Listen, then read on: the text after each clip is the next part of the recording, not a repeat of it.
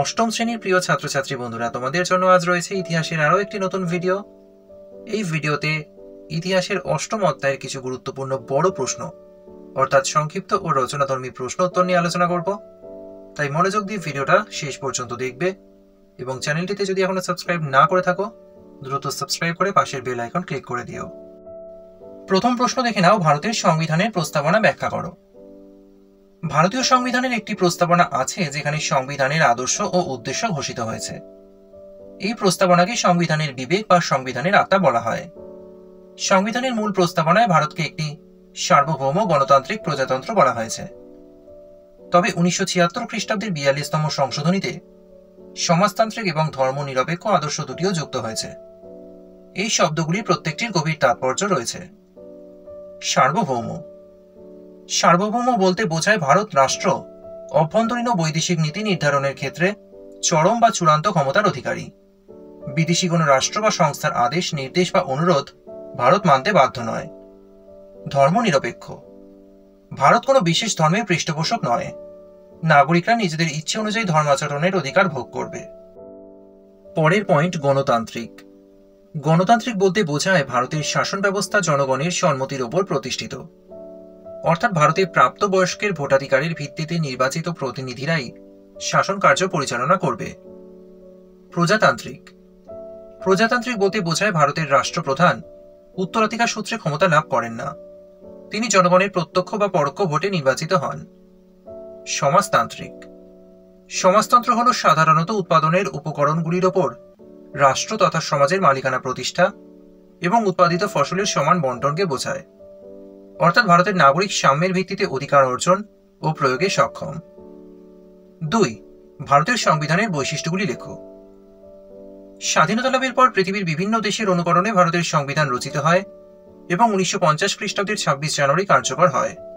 এই সংবিধানের মূল বৈশিষ্ট্যগুলি হল: ভারতের সংবিধান হল বিশ্বের বৃহত্তম ও জটিল সংবিধান। বহু ধারা, উপধারা এবং তফসিলের সমন্বয়ে এই সংবিধান রচিত।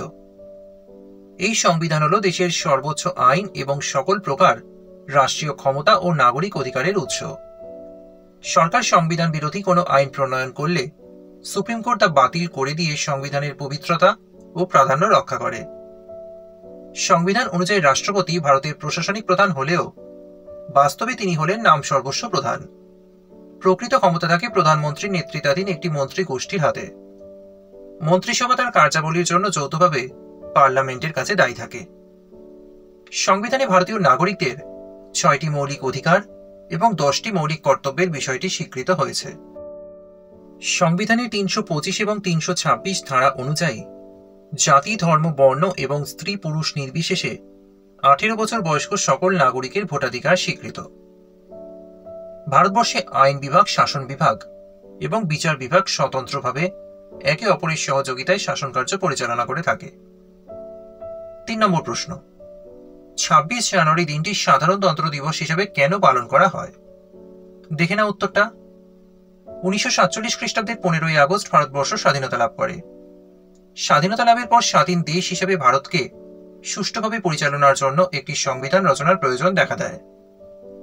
সেই উদ্দেশ্যে 1949 খ্রিস্টাব্দের 26 নভেম্বর ভারতীয় গণপরিষদে স্বাধীন ভারতের জন্য নতুন সংবিধান গৃহীত হয়। এর 2 মাস পর 1950 খ্রিস্টাব্দের 26 জানুয়ারি সেই সংবিধান কার্যকরী করা হয়। এই সংবিধান অনুসারে ভারতকে একটি স্বাধীন, সার্বভৌম, গণতান্ত্রিক প্রজাতন্ত্র দেশ হিসেবে ঘোষণা করা হয়। সকল ভারতবাসীর কাছে এই দিনটিকে স্মরণীয় করে রাখার উদ্দেশ্যে গণপরিষদ 1950 খ্রিস্টাব্দের 26 জানুয়ারি দিনটি সাধারণতন্ত্র দিবস হিসেবে ঘোষণা করে। 4. স্বাধীনতা প্রাপ্তির সময় ভারতের সংবিধান রচনার তাগিদ দেখা গিয়েছিল কেন? দেখে না উত্তর।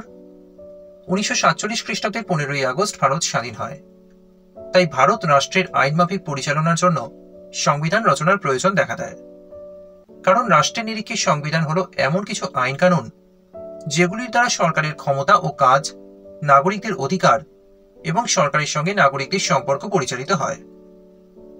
ব্রিটিশ শাসনাধীন ভারতবাসীর বিভিন্ন দাবি দাওয়াগুলো পূরণ হয়নি।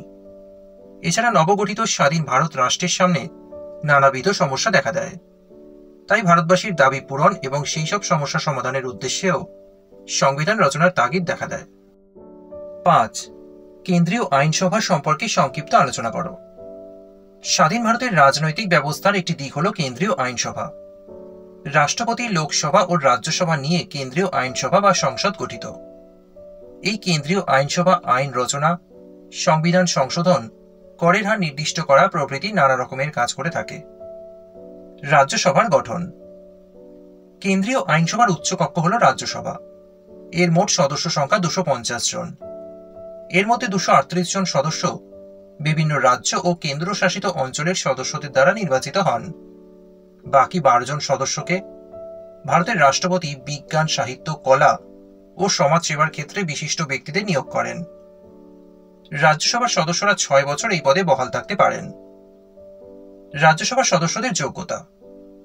রাজ্যসভার সদস্য হিসেবে নির্বাচিত হতে গেলে কোনো ব্যক্তিকে অন্তত 30 বছর বয়সী ভারতীয় নাগরিক হতে হবে। এছাড়া ভারতের উপরাষ্ট্রপতি তার বিশেষ পদাধিকার বলে রাজ্যসভার চেয়ারম্যান হন। রাজ্যসভার ক্ষমতা। অর্থ বিল ছাড়া অন্য যে কোনো বিল বা আইনের প্রস্তাব রাজ্যসভায় আনা যায়, যা রাজ্যসভা পাশ করতে, পরিবর্তন করতে, প্রত্যাখ্যান করতে বা বিবেচনার জন্য লোকসভায় প্রেরণ করতে পারে। লোকসভার গঠন। কেন্দ্রীয় আইনসভার নিম্নকক্ষ হল লোকসভা। সার্বিক প্রাপ্তবয়স্কদের ভোটাধিকারের ভিত্তিতে প্রত্যক্ষভাবে জনগণের দ্বারা লোকসভার প্রায় সকল সদস্য নির্বাচিত হন। রাষ্ট্রপতি কেবল 2 জন সদস্যকে মনোনীত করতে পারেন। সংবিধানে বর্তমান লোকসভার সদস্য সংখ্যা 552 করা হয়েছে। লোকসভার সদস্যরা 5 বছরের জন্য নির্বাচিত হন। লোকসভার সদস্যদের যোগ্যতা। লোকসভার সদস্য পদে প্রার্থী হওয়ার জন্য কোনো ব্যক্তিকে কমপক্ষে 25 বছর বয়স্ক ভারতীয় নাগরিক হতে হবে। ওই ব্যক্তি কেন্দ্র বা রাজ্য সরকারের অধীনে চাকরি করতে পারবেন না। সদস্যরা তাদের মধ্যে থেকে একজন স্পিকার ও একজন ডেপুটি স্পিকার নির্বাচন করেন। লোকসভার ক্ষমতা। অর্থ বিলের ক্ষেত্রে লোকসভা সর্বোচ্চ ক্ষমতা প্রয়োগ করে। কোন বিল অর্থ বিল কিনা সেই বিষয়ে লোকসভার সিদ্ধান্তই চূড়ান্ত। 6. রাজ্যের মুখ্যমন্ত্রীর কাজকর্ম নিয়ে আলোচনা করো। রাজ্য পরিচালনায় তার ভূমিকা কি? দেখে নাও। ভারতের অঙ্গরাজ্যগুলিতে সংসদীয় সরকারের প্রধান হলেন মুখ্যমন্ত্রী। তিনি রাজ্য পরিচালনার ক্ষেত্রে কিছু গুরুত্বপূর্ণ ভূমিকা পালন করেন। রাজ্যপালের প্রধান পরামর্শদাতা। মুখ্যমন্ত্রীর পরামর্শ অনুযায়ী রাজ্যপাল যাবতীয় কাজকর্ম পরিচালনা করেন। বিধানসভার নেতা বা নেত্রী। রাজ্য বিধানসভার নেতা বা নেত্রী হলেন মুখ্যমন্ত্রী। বিধানসভার অধিবেশন ডাকা, স্থগিত রাখা প্রভৃতি কাজ তিনি করে থাকেন। রাজ্য মন্ত্রিসভার নেতা বা নেত্রী। মুখ্যমন্ত্রীর সুপারিশ অনুসারে রাজ্যপাল মন্ত্রিসভার সদস্যদের নিয়োগ করেন। মন্ত্রিসভার সদস্যদের মধ্যে ঐক্য ও সংহতি রক্ষা করার দায়িত্ব মূলত মুখ্যমন্ত্রীর। জনসংযোগ রক্ষা। জনসংযোগ রক্ষা করা মুখ্যমন্ত্রীর একটি গুরুত্বপূর্ণ কাজ। জনমতের দিকে তাকিয়ে মুখ্যমন্ত্রীকে সরকারি নীতি নির্ধারণ এবং কার্যাবলী সম্পাদন করতে হয়। 7. ভারতের প্রধানমন্ত্রীর কাজকর্ম নিয়ে আলোচনা করো। রাষ্ট্র পরিচালনায় তার ভূমিকা কি? দেখে না উত্তরটা। ভারতের সংসদীয় শাসন ব্যবস্থায় প্রধানমন্ত্রী হলেন সবচেয়ে গুরুত্বপূর্ণ পদের অধিকারী। তিনি হলেন কেন্দ্রীয় সরকারের প্রধান। তিনি রাষ্ট্রের প্রকৃত পরিচালক। রাষ্ট্র পরিচালনায় তার কাজকর্মকে কয়েকটি ভাগে ভাগ করা যেতে পারে। মন্ত্রিসভার নেতা হিসাবে লোকসভার সংখ্যাগরিষ্ঠ দলের নেতা বা নেত্রীকে প্রধানমন্ত্রী হিসেবে নিয়োগ করা হয়। সেই কারণে তিনি হলেন মন্ত্রিসভার নেতা। তাই অন্যান্য কেন্দ্রীয় মন্ত্রীরা তার আদেশ মানতে বাধ্য থাকেন। এমনকি তিনি মন্ত্রীদের দপ্তর বন্টন, পুনঃবন্টন ক্ষমতার অধিকারী। রাষ্ট্রপতি ও মন্ত্রিসভার যোগসূত্র। প্রধানমন্ত্রী হলেন রাষ্ট্রপতি ও কেন্দ্রীয় মন্ত্রীদের যোগাযোগের মাধ্যম। অর্থাৎ প্রধানমন্ত্রীর শাসন পরিচালনা, আইনের প্রস্তাব প্রভৃতি সম্পর্কে রাষ্ট্রপতিকে অবহিত করেন। লোকসভার নেতা বা নেত্রী। লোকসভার নেতা বা নেত্রী হলেন প্রধানমন্ত্রী। সরকারের প্রধান হিসেবে তিনি সরকারি নীতিসমূহের ব্যাখ্যা দেন। তিনি সংসদের উভয় কক্ষে উপস্থিত থাকতে পারেন। সংসদের সভা আহ্বানের দিন স্থির করা, অধিবেশনের মেয়াদ নির্ধারণ ও কর্মসূচি স্থির করার ক্ষমতা তিনি ভোগ করেন। সর্বশেষ পয়েন্ট, রাষ্ট্রপতির প্রধান পরামর্শদাতা। মন্ত্রিসভার সিদ্ধান্ত, শাসন সংক্রান্ত নীতি কিংবা আইন প্রণয়নে রাষ্ট্রপতিকে জানানো বা পরামর্শ দেওয়া প্রধানমন্ত্রীর অন্যতম কাজ। পরের প্রশ্ন, ভারতের সংবিধানে নাগরিকদের মৌলিক অধিকার ও কর্তব্যগুলি উল্লেখ করো। এটা কিন্তু খুবই গুরুত্বপূর্ণ একটি প্রশ্ন, দেখে নাও। ভারতীয় সংবিধানে নাগরিকদের মোট 6টি মৌলিক অধিকারের কথা বলা হয়েছে। সেগুলি হল সাম্যের অধিকার, স্বাধীনতার অধিকার, শোষণের বিরুদ্ধে অধিকার, ধর্মীয় স্বাধীনতার অধিকার, শিক্ষা ও সংস্কৃতির অধিকার এবং সাংবিধানিক প্রতিবিধানের অধিকার। মৌলিক অধিকারের পাশাপাশি সমাজ ও রাষ্ট্রের প্রতি নাগরিকদের কিছু কর্তব্য আছে। 1976 খ্রিস্টাব্দে 42তম সংবিধান সংশোধনের মাধ্যমে ভারতীয় নাগরিকদের 10টি মৌলিক কর্তব্য অন্তর্ভুক্ত করা হয়েছে। এই কর্তব্যগুলি হল, এই মৌলিক কর্তব্যগুলো তোমরা তোমাদের পাঠ্য বইয়ের পৃষ্ঠা 157 দেখে নেবে, সেখানে বিস্তারিত আলোচনা করা হয়েছে। 9. পশ্চিমবঙ্গের আঞ্চলিক স্বায়ত্তশাসন ব্যবস্থার মাধ্যমে কিভাবে গণতন্ত্রের ধারণা বিস্তৃত হয়? এই প্রশ্নের উত্তরটা এখানে বিস্তারিতভাবে আলোচনা করা হলো। এটা আমি আর মুখে বললাম না, তাহলে ভিডিওটা অনেকটাই বড় হয়ে যাবে। তোমরা কিন্তু ভিডিওটা পজ করে উত্তরটা খুব ভালোভাবে দেখে নেবে। 10. মহাত্মা গান্ধী দলিতদের অধিকার প্রতিষ্ঠার জন্য কি কি উদ্যোগ নিয়েছিলেন? মহাত্মা গান্ধী দলিতদের অধিকার প্রতিষ্ঠার জন্য একাধিক উদ্যোগ নিয়েছিলেন। তিনি যে উদ্যোগগুলো নিয়েছিলেন এখানে পয়েন্ট করে আলোচনা করা হলো। প্রত্যেকটা পয়েন্ট কিন্তু খুব গুরুত্বপূর্ণ, তোমরা দেখে নেবে। প্রথম পয়েন্ট হচ্ছে নিখিল ভারত হরিজন সংঘ প্রতিষ্ঠা। দ্বিতীয় পয়েন্ট হচ্ছে শিক্ষার অধিকার দানের উদ্যোগ। এবং তৃতীয় বা সর্বশেষ পয়েন্ট হচ্ছে মন্দিরে প্রবেশাধিকার দানের উদ্যোগ। প্রত্যেকটা পয়েন্ট তোমরা দেখে নেবে। 11. ভারতীয় সংবিধান নারীদের অধিকার কিভাবে সুরক্ষিত করেছে? নারীদের সামাজিক ক্ষমতা প্রতিষ্ঠার জন্য অর্থনৈতিক স্বাধীনতা কতটা জরুরি বলে তোমার মনে হয়? দেখে না উত্তরটা। স্বাধীন ভারতের সংবিধানে পুরুষদের মতো মহিলাদেরও বিভিন্ন ক্ষেত্রে কিছু অধিকার দেওয়া হয়েছে। সংবিধানে নারীদের কি কি অধিকার দেওয়া হয়েছে এখানে পয়েন্ট করে আলোচনা করা হলো। প্রথম পয়েন্ট হচ্ছে রাজনীতিতে অংশগ্রহণ। দ্বিতীয় পয়েন্ট শিক্ষা ব্যবস্থা। তৃতীয় পয়েন্ট সম্পত্তির অধিকার। এবং সর্বশেষ পয়েন্ট হচ্ছে সমান অধিকার। প্রত্যেকটা পয়েন্ট খুব গুরুত্বপূর্ণ, তোমরা খুব ভালোভাবে তৈরি করে নেবে। এবার দ্বিতীয় যে প্রশ্নটি ছিল তার উত্তর, নারীদের সামাজিক ক্ষমতা প্রতিষ্ঠার জন্য অর্থনৈতিক স্বাধীনতার প্রয়োজনীয়তা।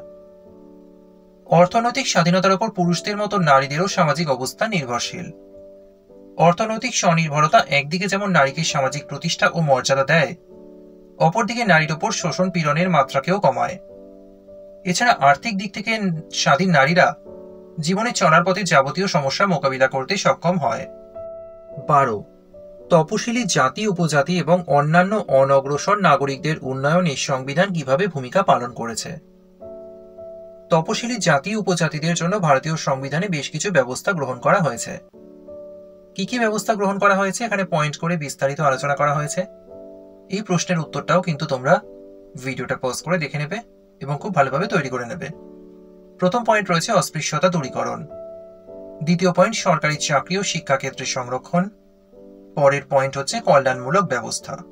শেষ প্রশ্নটির বাকি অংশ এখানে দেওয়া রয়েছে, তোমরা দেখে নাও, ভালোভাবে তৈরি করে নেবে প্রত্যেকটা পয়েন্ট।